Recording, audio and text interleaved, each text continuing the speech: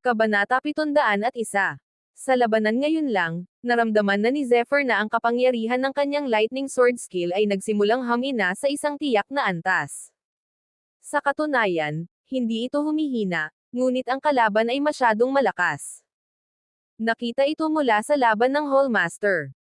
Ang Lightning Chopang ay isang pinahusay na bersyon ng lightning sword skill at maaari ring ituring na isang evolved na bersyon.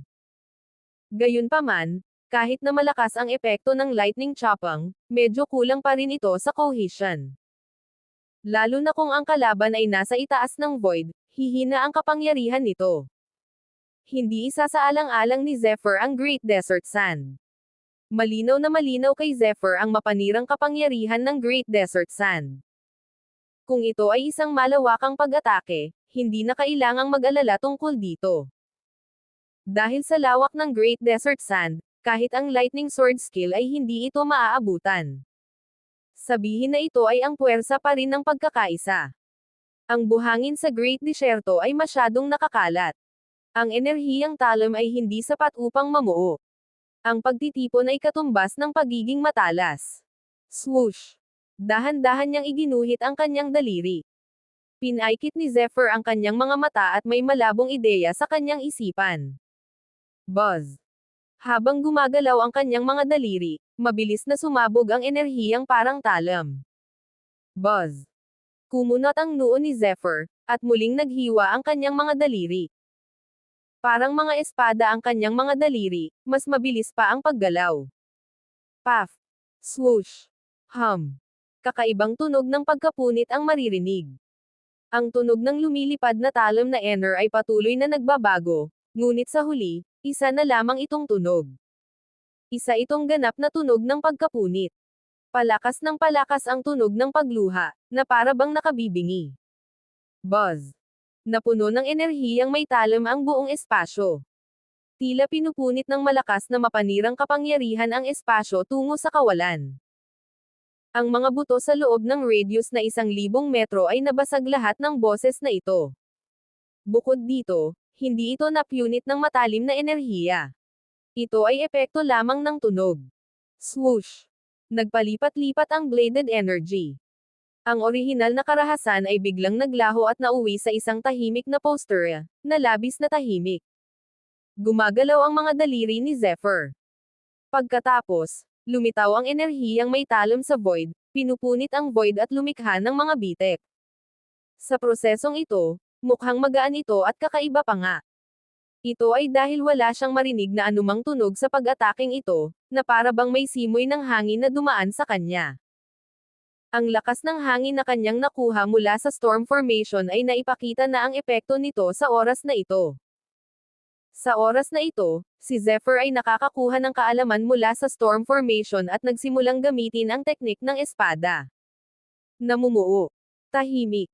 Mabilis. Napupunit. Ito ang katangian ng teknik na ito ng espada sa panahong ito. May puwang pa rin. Sa mga mata ni Zephyr, tila mayroong isang uri ng matalas na aura, na naglalaman ng kapangyarihan ng hangin. Habang dumadaloy ang kanyang aura, mas bumibilis din ang pagdaloy ng mga daliri ni Zephyr. Ang mga hibla ng matatalim na enerhiya ay tila malapit nang lumunin ang espasyo. Walang nakakaalam kung ilang espada na ang nagamit niya. Sa wakas, ang daliri ni Zephyr ay nakalikha ng kakaibang enerhiyang may talam. Ang enerhiyang may talam ng espada ay kasing bilis ng isang multo, na bumubuo ng hugis na gasuklay. Sa isang iglap, isang espasyo ang napunit. Pagkatapos, mabilis itong lumiit at nagpalit sa isang mapanirang poster, at biglang sumulpat. Sa wakas ay lumitaw ang isang bagong-bagong teknik sa espada. Lahat ng naunawaan niya sa storm formation ay ganap ng napatibay sa sword technique na ito. Kabanata 702. Tahimik ang teknik na ito ng espada, na para bang maipapakita lamang ng manlalaro sa dilim ang tunay nitong kapangyarihan sa sandaling sumabog. Kung gayon, dapat itong tawaging Blade of Silence. Blade ng katahimikan. Taglay nito ang mapanirang kapangyarihan na higit pa sa lightning sword skill, at mas mabilis at kakaiba ito. Mas malakas pa ito kaysa sa mapanirang kapangyarihan ng lightning chopang. Ang tanging depekto ay ang Silent Blade ay maaari lamang umatake ng diretso at hindi nito mababago ang direksyon nito. Ito ay katulad ng Lightning Sword skill. Gayunpaman, ang hinahabol ngayon ni Zephyr ay ang makapangyarihang mapanirang kapangyarihang ito. Kaya naman, wala siyang pakialam sa depektong ito. Bukod pa rito, mayroon siyang galaw na lightning choppang, na sapat na para mapunan ang kanyang mga pagkukulang. Matapos maunawaan ang Blade of Silence, naging maganda ang kalooban ni Zephyr. Sa oras na ito, naunawaan na niya ang 20% ng rurok, na halos 30%. Gamit ang pamamaraang ito, tiwala si Zephyr na kapag nagkita silang muli ni Dong Fangxiao, wala na siya sa isang pasibong sitwasyon ng pagkatalo, at kahit sa isang laban. Puwersa ng espada, hindi ko kailangang gamitin yan. Bilang isang trump card, hindi ko muna pwedeng ipaalam kahit kanino, lalo na ang kuryente. Hindi muna pwedeng gamitin ang pinakamalakas na kuryente. Habang nag-iisip, napagpasyahan ngayon ni Zephyr na kahit na hindi pa lubos na naipapakita ang kakayahan ni Dong Fangxiao. Gayunpaman, hindi na siya natatakot sa kanya. Mio. Sa oras na ito, ang Mitban ay patuloy na naghahanap sa paligid at gumagawa ng mga tunog ng kagalakan. Malinaw na maraming mala-dragon na utak ng elepante ang natagpuan ni Mitban sa oras na ito. Gayunpaman, matagal nang nawala ang kalansay ng Dragon-esque Elephant, kaya wala nang natitirang maraming Dragon-esque Elephants Meros. Sa oras na ito, napagpasyahan ni Zephyr na ang kumikinang na sinag ng liwanag sa kanyang katawan ay ang mga Dragon's Meros. Malinaw na ibinigay sa kanya si Mitban para gamitin. Kung tungkol kay Zephyr, hindi maganda para sa kanya ang makipaglaban para sa Dragon-esque Elephant Mero. Pagkatapos ng halos 2 araw na paggaling, nakakolekta rin si Zephyr ng maraming Dragon-esque Elephants Mero, at pamilyar na pamilyar siya sa pagpapatakbo ng Blade of Silence. Sa wakas, pagkatapos ng 2 araw na paggaling, sa wakas ay nagpasya na si Zephyr na umalis. Evil Breaking Eye. Bahagyang kumurap ang Evil Breaking Eye sa pagitan ng kanyang mga kilay. Ngayong naabot na niya ang level 7 agility, naabot na niya ang isang bagong antas ng paggamit ng Evil Breaking Eye. Sa isang iglap, naramdaman niyang mahigit 5 kilometro na ang layo nito. Sa direksyon na iyon.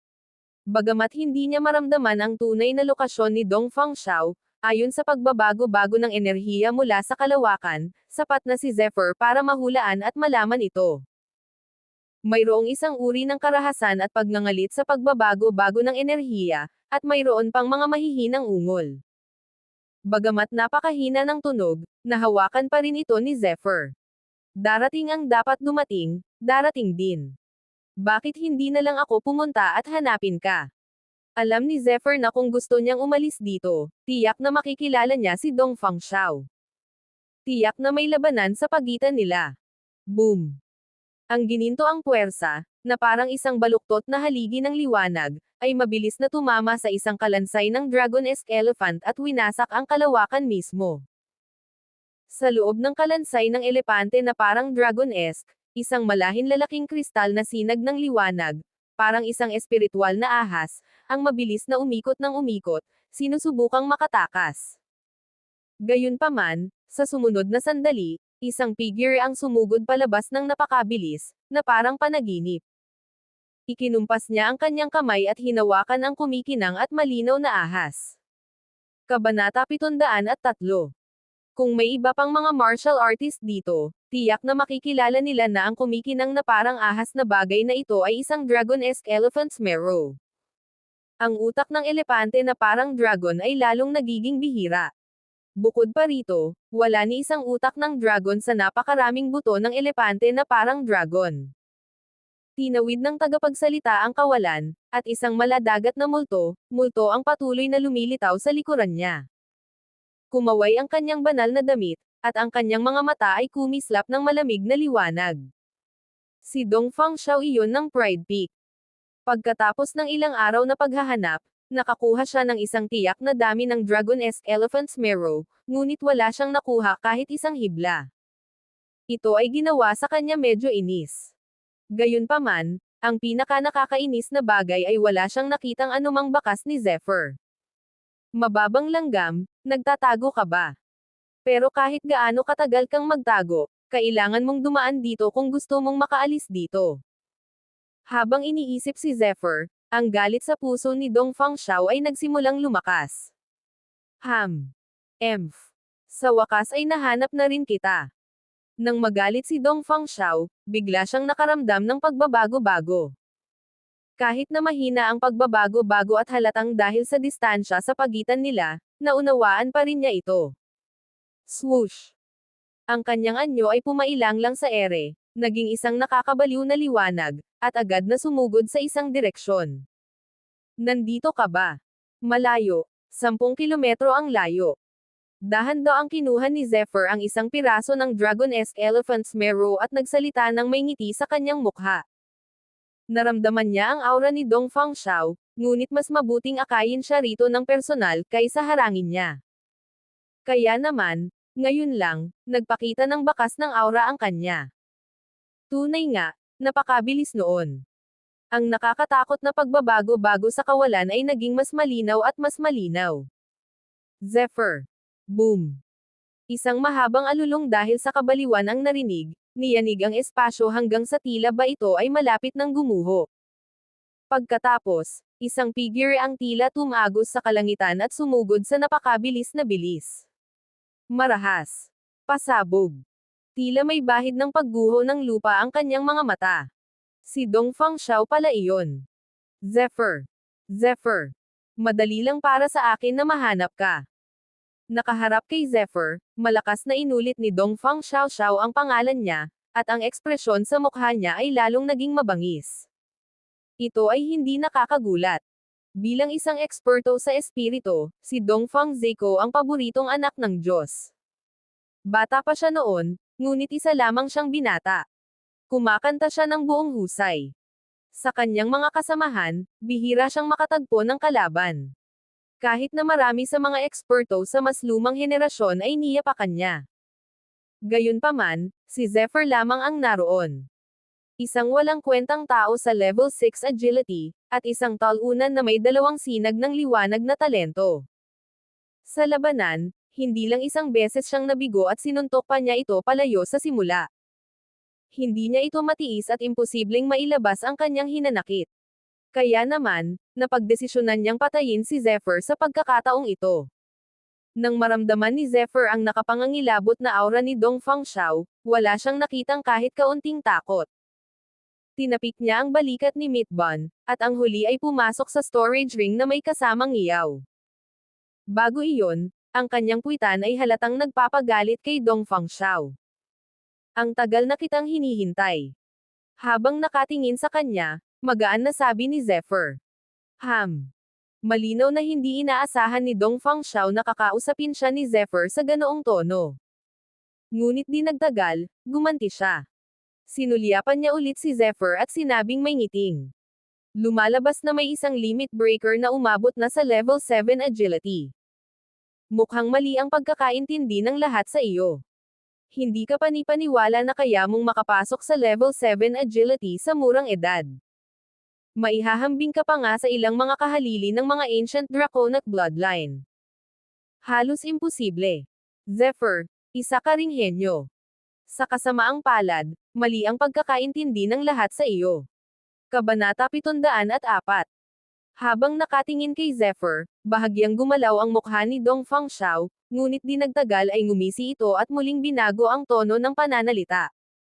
Siyempre, kung 2 lang ang sinag ng liwanag na mayroon ka, mas lalo kang mamamatay. Sa buong kasaysayan ng The Boundless Academy, iisa lang ang taong maaaring magkaroon ng ganitong sitwasyon na katulad mo. Iyon ay ang iyong panganay na senior brother, si Douglas Jean. Masyado ka namang walang kwenta. Kumarba ang sulok ng bibig ni Zephyr. Lumalapit ka na sa kamatayan. Walang makakapagligtas sa iyo ngayon. Napangiwi si Dong Fangxiao, at nagpakawala siya ng isang malakas na ungol. Ginalaw niya ang kanyang palad, at isang banal na dagat ang mabilis na bumalot sa likuran niya. Swoosh! Isang gintong kadena ang mabilis na lumitaw sa kanyang kamay. Itinaas ng kadena ang isang gininto ang banal na ilog at sinamahan ng banal na dagat sa likuran nito, ang buong espasyo ay agad na napaligiran ng isang nakakatakot na grabidad. Walang hangganang banal na dagat. Ginamit niya ang kapangyarihan ng kanyang sinaunang draconic bloodline. Nang malapit na silang dalawa na umatake, sa isang lugar na 12-dosenang milya ang layo. Mabilis ding sumulong sina Fang Kenyun at ang iba pa. Ilang araw na ang nakalipas, pero wala pa ring balita. Iniisip ko kung mapapahamak ba si Junior Brother Kan. Umungol si Fang Kenyun sa mahinang boses. Humph, masyadong mapang-ipang itong Pride Pick. Kahit na ito ang pinakamalakas na pangunahing tuktok sa lahat ng mga tuktok, ang estilo nito ay talagang kakatwa. Pagbalik ko, kailangan kong sabihin sa aking Panginoon, hahanapin ko ang hustisya para sa aking nakababatang kapatid na si Kan. Malamig na sabi ni Guyan. Ang pangalan ng kanyang Panginoon ay Jing Wusho, at isa siyang mahinahong elder sa The Boundless Academy. Bihira siyang magpakita, ngunit ang kanyang lakas ay medyo malakas. Ito ay isang bagay na alam ng lahat sa The Boundless Academy. Kung talagang napatay si Junior Brother Kan, si Dongfang Xiao ang dapat parusahan. Bagamat si Junior Brother Kan ay halos kapareho ng unang disipulo ng Supreme Peak na si Douglas Jin, na ang bilis ng cultivation ay kahanga-hanga, kapag namatay na siya, isa pa rin siyang patay na tao. Kahit ang kanyang master na Nirvana Elder ng Supreme Peak ay maaaring hindi ipagtanggol ang isang patay na tao. Bukod pa riyan, kahit ipagtanggol pa nila siya, hindi hahayaan ng sect master na pagbayaran ito ni Dongfang Xiao. Sabi ni Zuan Chenchong sa malalim na boses. Bagamat ang Zuan Qiangkong na ito ay isang taong may makapal na balat at hindi masyadong nagsasalita, ang kanyang opinyon ay medyo direkta. Ubo, totoo iyan. Bahagyang tumanggaw si King of Poison. Bukod pa rito. Ahem. Matagal nang magkaaway ang Horizon Peak at Feather Peak ni Junior Brother Kan. Kung mamamatay sila, naniniwala ako na susuportahan din ng dalawang elder na ito ng main peak si Dongfang Xiao. Hindi napigilan ni Bentley Sun ang mapasinghap. Medyo hindi siya komportable sa mga sinabi ng King of Poison, pero iyon ang totoo. Hindi niya maitanggi. Rumble. Habang nag-uusap pa rin sila. Bigla na lang, isang nakakatakot na tunog ng pagbagsak ang nakaagaw ng kanilang atensyon. Sa malayong himpapawid, malinaw nilang nakita ang dalawang makapangyarihang enerhiya na mabilis na lumalabas, at ang nakakatakot na kapangyarihang kanilang nalilikha ay pinakawalan ng husto, na para bang hahatiin nila ang espasyo sa dalawang bahagi. Terra na. Malinaw na naramdaman ni na Beng Kenyun at ng iba pa na mayroong pamilyar na aura sa enerhiya. Agad silang sumugod sa direksyong iyon nang hindi nag-iisip. Mamatay. Sa sandaling ito. Hawak ni Dongfang ang gininto ang kadena, na parang isa itong nakamamatay na kadena ng demonyo, at marahas itong humakbang patungo kay Zephyr. Ang banal na dagat ay sumugod upang pumatay, at ang bilis at grabidad ay umabot sa rurok. Malapit na niyang durugan ng tuluyan si Zephyr. Gayunpaman, sa oras na ito, gumalaw si Zephyr. Swoosh! Isang mahabang espada ang lumitaw sa kanyang kamay na kasing bilis ng kidlat. Ito ang gininto ang espadang pang-combat na nasa pinakamataas na asol na antas. Napakabilis nito. Kabanata 705. Kasanayan sa Lightning Sword. Bilang Zephyr sa level 7 agility, ang kanyang lakas ay bumuti ng husto. Ang asensya, enerhiya, at espiritu ay agad na nagsama sa isa, at ang siyam na kaliskis ng dragon ay nagkalat ng sabay-sabay. Ang siyam na beses na kapangyarihan ay direktang nagpalakas sa mahabang espada. Ang sword focus ay nagngangalit. Boom! Marahas na tinamaan ang gininto ang kadena ng matalas na enerhiya ng mahabang espada, ngunit ito ay natamba pabalik ng isang kakilakilabot na puwersa. Buksan. Sa sumunod na sandali, ang Spirit Breaking Sword Palm sa kanyang kaliwang kamay ay sumugod patungo sa Boundless Divine Sea. Buzz! Ang kumikinang na banal na dagat ay hiniwa ng sinaunang bakas ng palad. Sa ilalim ng makapangyarihang ari-arian, isang patong ng mga alon ang lumitaw sa banal na dagat. Gayunpaman, nakasunod ng malapit sa likuran ang gininto ang espada. Klang! Ang matalas na enerhiyang may talam, na sinusuportahan ng sword focus, ang nagtulak sa kapangyarihang mapunit ng husto. Sa harap ni Zephyr, ito ay nahati sa dalawa. Kumatok. Kahit na pinangungunahan ni Dong Fangxiao ang apat na karagatan, ngayon lang siya nakatagpo ng ganito kagandang bagay. Kamakailan lang mula nang marating ni Zephyr ang level 7, nagawa pa rin niya ito. Mahigit 5 beses itong mas malakas kaysa noong una niya itong nakilala. Matapos maubos ng matalim na enerhiyang ito, umatras si Dong Fangxiao ng ilang hakbang at hindi napigil ang sumigaw. Paano ito posible? Mayroong malaking agwat sa pagitan ng Zephyr at ng orihinal. Imposible. Pumunta ka sa impyerno. Habang inuulit at muling umungal si Dong Fangxiao. Muli niyang itinaas ang kamay. Rumble. Agad na kumulo ang walang hanggang banal na dagat sa likuran niya. Parang kumukulong baha o umaagos na bulkan, gumuho ito ng malakas, naniyanig ang kalangitan. Saan man ito magpunta, lahat ng balakid, kasama na ang matigas na buto ng dragon at elepante, ay nadurog at naging hindi mabilang na mga buto. Sa isang pagkumpas ng kanyang kamay, ang gintong kadena ay naging hindi mabilang na gininto ang banal na mga anino. Habang tumatagos ito, ang tunog ng pagkapunit ay walang humpay na naririnig. Emph. Humajijek si Zephyr sa mahinang boses. Kahit siya ay hindi inaasahan na nakagawa siya ng ganito kalaking pag-unlad. Gayunpaman, alam din niya na hindi ginamit ni Dong Fangxiao ang kanyang buong lakas ngayon, at sa oras na ito, hindi niya ginamit ang Blade of Silence na kanyang naunawaan. Isa na namang lightning sword skill ang nabunot anumang oras.